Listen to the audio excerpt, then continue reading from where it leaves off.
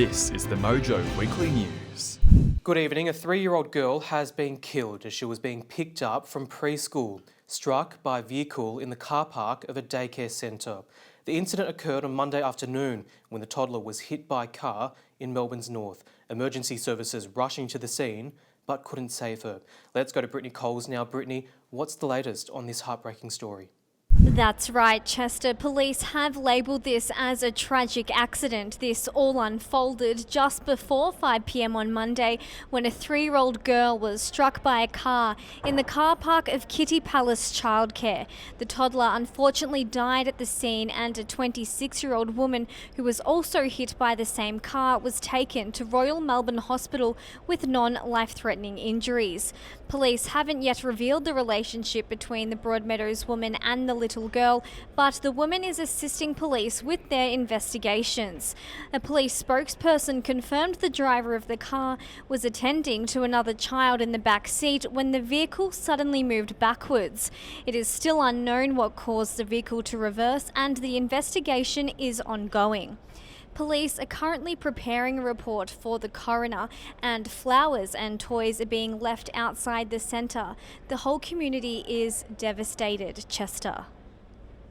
Yeah, such a terrible accident, Brittany. Thank you. The bus driver who was jailed after crashing into a South Melbourne bridge has been freed. Jack Aston was sentenced to at least 2.5 years behind bars in December when he crashed his bus into the Montague Street Bridge, injuring 6 passengers. The Court of Appeal overturned his convictions on Monday, allowing him to walk free. Well, Jack Aston was sentenced to 5 years jail time in December when he crashed into the notorious Montague Street Bridge, but on Monday, he was freed.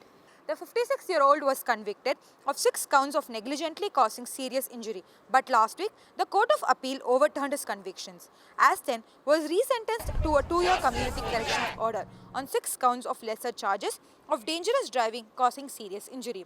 In February 2016, Aston had dropped off his passengers at the Melbourne Convention Exhibition Centre and was carrying 14 other passengers to a hotel on St Kilda Road when he crashed into the bridge. 6 of the 14 passengers suffered serious injuries, including spine and neck fractures and scalp wounds. Addressing the media outside court, Aston apologized to his passengers and asked Daniel Andrews to fix it. The heart of Melbourne was brought to a standstill last week as protesters took to the streets to fight for action on climate change. It was a week of peak hour traffic chaos in the city as activists blocked major intersections, glued themselves to roads and even stripped down for a nude run.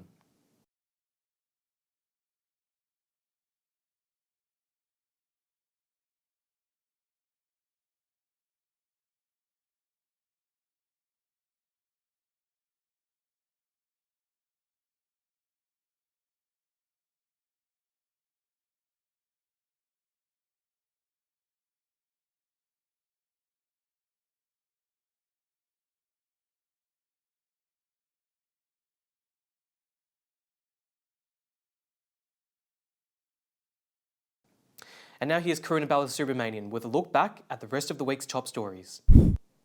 The Turkish military has launched an attack on Kurdish forces in Syria and is currently in its first day of fighting. According to Turkey's President Recep Erdogan, the aim of the incursion was to establish a safe zone about 30 km deep into Syrian territory to resettle millions of Syrian refugees. Up to 1,000 US troops have been evacuated from northern Syria. The attack has received an international outcry, with the UN warning that the number of people fleeing will soon triple. In the worst storm to have hit Japan in decades, Typhoon Hagibis has left a trail of destruction in its wake. Up to 35 people are dead and hundreds injured as the storm causes floods, mudslides, water and power outages. More than 110,000 emergency personnel have been mobilized in search and rescue operations over the weekend. A 5.6 magnitude earthquake also shook Chiba, east of Tokyo, early Saturday evening. UN Secretary General Antonio Guterres has expressed his condolences over the deaths. Communities are being torn apart in northern New South Wales by several fast-moving bushfires. Firefighters have been struggling to contain these fires as they are being fueled by high temperatures and dangerous conditions. An elderly couple was killed in these fires in Busby's Flat and Drake on Sunday. Authorities believe that they have been deliberately lit, and while rain has eased the conditions, it wasn't enough to extinguish the fires. On Sunday, Prime Minister Morrison and New South Wales Premier Gladys Berejiklian visited the devastated areas. Free car traffic came to a halt on Friday as a rogue steer became stranded on the Monash Freeway, causing major delays. The black steer was found on the grass strip between the 6 lanes of the Monash Freeway near Clyde Road. Police and rangers tried to coax it away with a bundle of hay. They eventually managed to put a lasso around the steer and put it onto a trailer at around 9:45 a.m. The steer had been stranded from 6:30 in the morning. It is believed it had fallen off of a truck.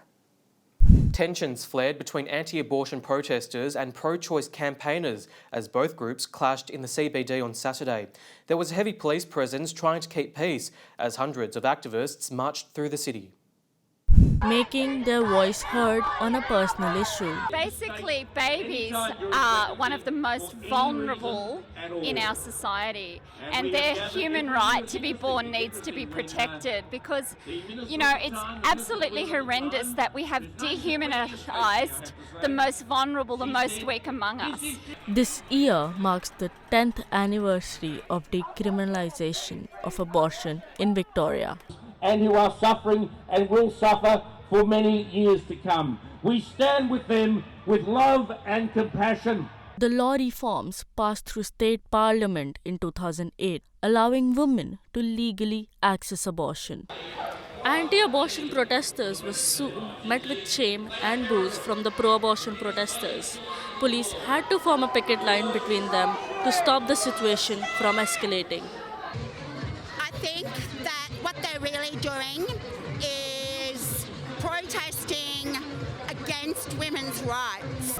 It's just really sad that they're allowing their beliefs to, dictate how women treat their own bodies. Counter-protesters tried to drown out their demands. I've had 2 abortions and I've also got a teenage daughter. And I think that's exactly as it should be. That was my decision. I have no regrets about it whatsoever. It was the best thing for me and any baby that was going to come along 9 months later. These people aren't around to help you bring up and care for a baby. Now, you may have heard an impeachment inquiry has been launched against US President Donald Trump after allegations he pressured Ukraine to investigate former Vice President Joe Biden.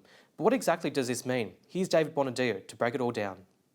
Chester, the inquiry into US President Donald Trump began on September 24, with Nancy Pelosi pushing forward the inquiry.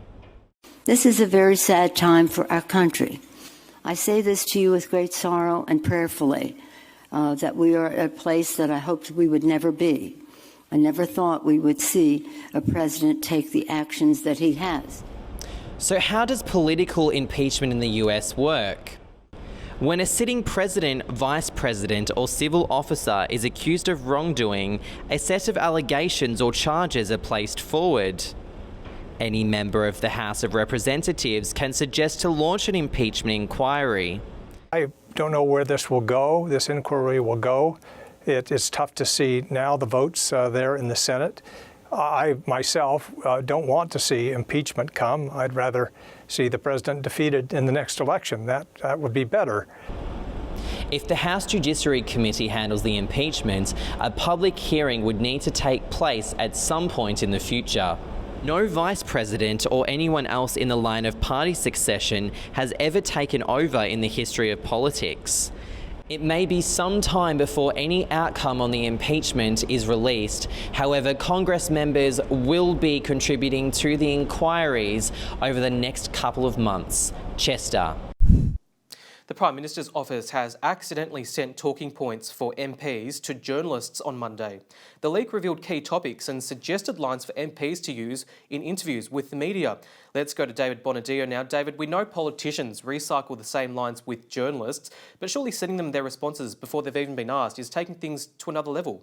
Chester, you might say journos were given a heads up this week about how MPs would respond to their questions. The 15-page document contained lines on the budget, welfare, energy prices, drought and even Julian Assange. In other news from Canberra, Scotty Cam, host of The Block, was named National Careers Ambassador.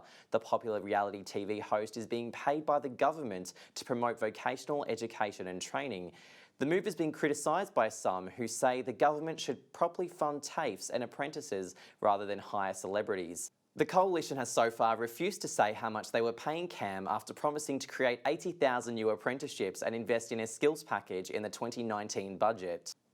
The national census that is conducted every 4 years is no longer preparing to ask questions about sexual orientation or gender identity. The Australian Bureau of Statistics consulted with researchers, advocates, communities and individuals who recommended they include more detailed questions on the topic. According to one researcher, including questions about sexual identity is important to recognise LGBTIQ people who can feel invisible to the wider community. Labor MP Andrew Giles has also called for the 2021 census to include questions about race and ethnicity to better inform public policy. The Big Four banks will need to explain themselves to the federal government in another inquiry after they failed to pass on interest rate cuts in the new financial year.